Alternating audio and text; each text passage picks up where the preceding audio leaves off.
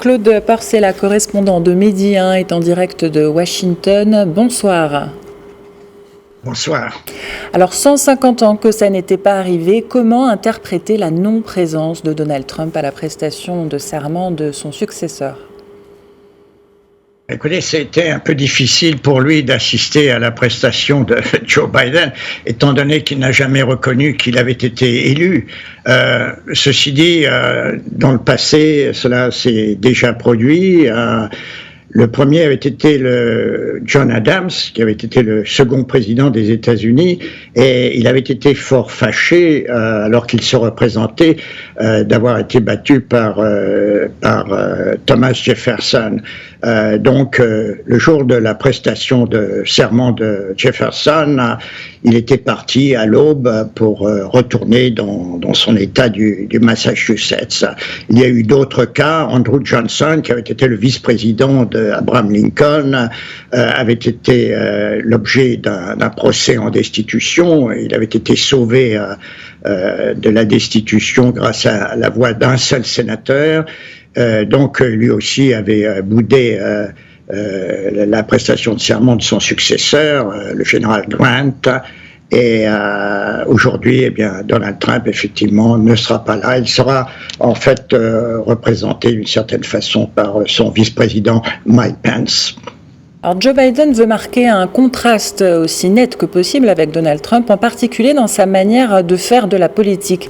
À quoi doit-on s'attendre demain dans le discours de Joe Biden ?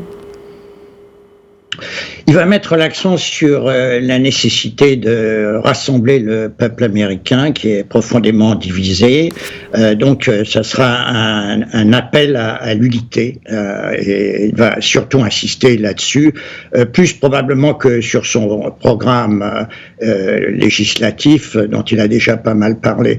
Je pense que ça sera surtout un discours émotionnel et un discours patriotique pour dire aux Américains, oui, nous sommes divisés, ne l'oublions pas, 74 millions d'Américains ont voté pour Donald Trump et une bonne majorité d'entre eux continuent de penser que l'élection a été truquée et que Joe Biden n'est pas un président légitime.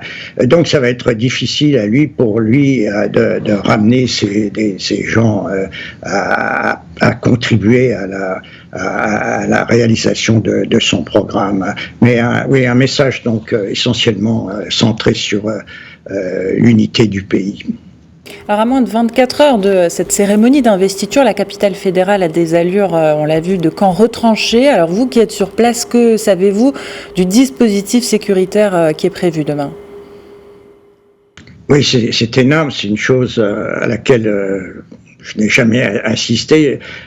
J'ai assisté à plusieurs inaugurations, investitures du président, notamment celle de Donald Trump et de Bill Clinton, et il y régnait une atmosphère de joie, d'espoir. Or, ça n'est pas le cas cette année avec cette ville qui ressemble à une forteresse, qui est pratiquement inabordable et où les Américains sont privés de pouvoir aller assister à la prestation de serment, à applaudir, à honorer leur nouveau président. Le dispositif est absolument extraordinaire, 25 000 gardes nationaux, plus les polices locales, plus toutes les agences de sécurité ont été mobilisées. Et si bien que personnellement, je ne m'attends pas à ce qu'il y ait des violences demain, parce que véritablement ceux qui ont pris d'assaut le Capitole le 6 juin seraient suicidaires s'ils tentaient demain de manifester de nouveau. Une dernière question, Claude Porcella, peut-être une lueur d'espoir demain. Que pouvez-vous nous dire sur Kamala Harris, qui va devenir la première femme vice-présidente des États-Unis ? Oui, c'est évidemment le rayon de soleil de cette investiture, de ce transfert du pouvoir. Kamala Harris, tout de même, une femme de couleur, une femme de couleur en plus, devenant vice-présidente. C'est véritablement un événement historique. Elle a brisé le fameux plafond de verre.